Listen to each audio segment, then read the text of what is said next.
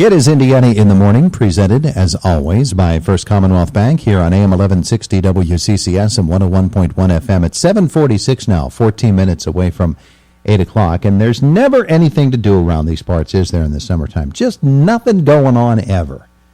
Well, we know that's not true. There's something going on all the time, and something really special for our area is the Fort Armstrong Festival. And Jessica Coil is on the telephone with us this morning. Good morning. Good morning. How are you? Thanks for having me. Oh, I'm happy to have you on the air with us here because this is not far from Indiana. And, of course, for our Indiana County folks, it's an easy trip to the Fort Armstrong Festival. Give folks the whens and the wheres. Sure thing. This is our 46th annual Fort Armstrong Folk Festival. It takes place right along Kittanning Riverfront Park. It's a beautiful setting, and it is starting tomorrow, Thursday, August 3rd, and runs through Sunday, August 6th. And the times are a little different each day, so I'll list those for you. Thursday and Friday open at 5 p.m., and we're open until 10 p.m. Saturday is from noon till 10, and Sunday is from noon until 6 p.m. And, of course, there are always wonderful attractions. What's new this year at the Fort Armstrong Festival? Well, we feature a handmade artist market, so all of our arts and crafts vendors are all handmade items. And this year we have about 15 new vendors coming in.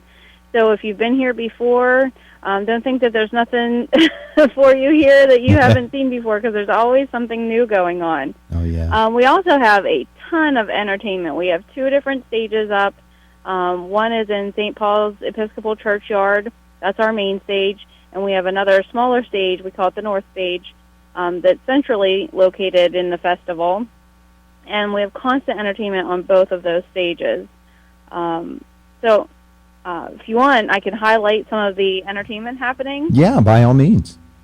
Sure. Okay, so Thursday we kick things off, and we have the Kittanning Firemen's Band playing right after our opening ceremonies. I'm sure many of your listeners have heard them. They're award-winning band, and they're just really fantastic. They are. And also Thursday evening, we have what we call our Festive Idol competition, which is a karaoke-style competition where our local talent comes out to compete for cash prizes. We also have on Friday, I'm really excited about this, it's a 3-hour show with Tui. He calls it Tuiko's Polynesian Island Magic. It's Samoan music and fire dancing. 3 hours? It's a 3-hour show. It's highly entertaining Man. and interactive. So if you're in the audience and you'd like to get involved a little bit, there's probably an opportunity for that. Oh, cool. I want to twirl something that's on fire. You think Tiki would let me do that? That part is audience participation, but we do try to keep everyone safe. That's a good plan. A good plan. Yeah. Oh, but it sounds like fun. My goodness. Yes. Saturday, I would like to highlight, we have, for those of you interested in running a 5K, we have a 5K starting at 8 a.m. Of course, that's outside of festival hours, but it'd get you nice and hungry for when the festival opens at noon on Saturday. There you go. Go ahead. No, I said there you go. That's a good idea. Yeah. And then Saturday afternoon, starting at 4 o'clock, we have a fiddle, mandolin, and guitar contest. And we are still taking contestants for that. So all you have to do is show up about 3 o'clock, go to the north or to the main stage, and you can get signed up for it. So if any of the listeners play fiddle, mandolin, or guitar, want to be in our contest, cash prizes for that as well, come on up. Well, you know, I do play the mandolin, but only in the Polynesian style and only if it's on fire and I can twirl it at the same time. Well, I would love to see that. Yeah, so would. No, not many people would. Trust me, Jessica. Also, Saturday evening at 8:30, we have Free Peanuts on, which is a local rock band.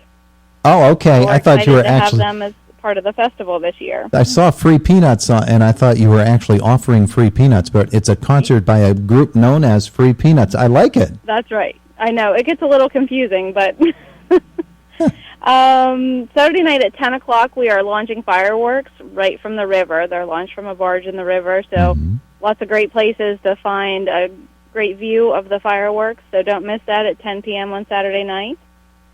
And then Sunday, pretty excited about this, we have the Vogues coming back at 1 o'clock. So anyone out there that likes oldies music, they still sound fantastic. I think they've been together for like 50 years or more.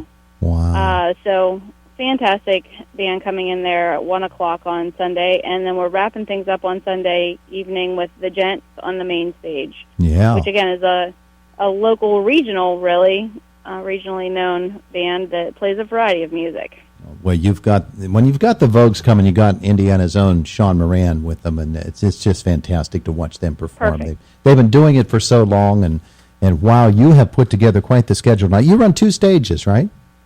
That's right. Wow. Yes, 2 stages. And so what I just highlighted there was just the tip of the iceberg. We have tons more people coming to sing and perform at both of our stages and throughout the park, really. Yeah, and of course, at any festival in Western Pennsylvania, you're going to get wonderful, wonderful food, aren't you? Oh, my gosh, yeah. We have everything. Well, the festival runs our own food booth. We call it the Beef Tent. Now, it's at a pavilion that has a blue roof. Mm-hmm. There's a history to being called the Beef Tent. But we have traditional roast beef sandwiches, ham sandwiches, fresh-cut fries, and fried mushrooms. There you go. Liking that. And so we encourage folks to come to that food booth because, of course, it supports the festival and keeps us going every year. Mm-hmm. Mm-hmm. But we also have lots of other food vendors. We have Greek food, we have American food, we have Chinese food, we have barbecue, we have wood-fired pizza, and then, of course, all the desserts. We have funnel cakes and gelato and fudge and, of course, your shaved ice, that sort of thing. Sure. So you're not going to leave hungry, I promise you that. Jessica Coil is with us this morning. We're talking about the Fort Armstrong Festival coming up this weekend, starting tomorrow in Kittanning. And one of the aspects of any festival of any sort is the fact that it's all about the people who are able to gather together and renew old acquaintances and maybe see some folks they haven't seen in some time. And that whole aspect of it, being able to enjoy the festival with friends, is a wonderful part of it. But you do special things for kids, too, don't you? That's right. We have lots for the kids to do. I think it's really important in a festival like this to make sure that we're catering to all ages. And so for the kids, we have pony rides, we have face painting. Our face painter is fabulous. We have a vendor that comes in and makes handmade toys. So that's a lot of fun. And we bring in a colonial-themed petting zoo. And there's no cost for the petting zoo. We do have a donation box up if anyone feels inclined to help us bring them back year after year. But it's a lot of fun there at the petting zoo, too. And they get to learn about the animals that originally came here and how they were used and cared for. And I think that's important for the kids to learn about, too. Sure, because the history of Armstrong County, just like the history of Indiana County, is really something to celebrate, not only for our state and our region, but we have a nation that is built upon some things that happened right in our area, and without those things having happened, our country is an entirely different looking place.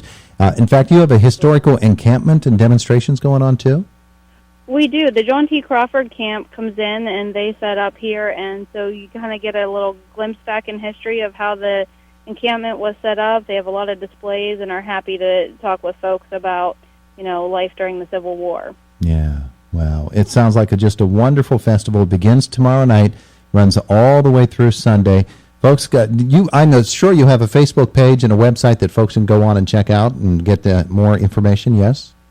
Absolutely. You can find us on Facebook at Fort Armstrong Folk Festival, and our website is armstrongfestival.com. Wonderful, wonderful. Jessica, thanks so much for being with us this morning. Thank you very much. I appreciate it. You have a wonderful day, okay? Get ready for this Thank festival. you. You got a lot of work to do, don't you? We sure do. All right, have a great day. Thank you. You too. And there you go, the Fort Armstrong Festival in Kittanning. It's a wonderful setting. It's so pretty there. And you're right along the Allegheny River, and in the Riverfront Park. It's a wonderful, wonderful setting for any event. And when you put together an event such as this, they did a lot of work. So our salute to them. Hope things go well for them at that big event coming up this weekend. It's Indiana in the Morning, AM 1160 WCCS and 101.1 FM. We're headed toward the top of the hour. Fox News coming your way then, and then we follow that with news from our 1160 WCCS newsroom. And then Jack Benedict with some sports, and into our next hour, Lisa Spencer from the Department of Human Services is with us.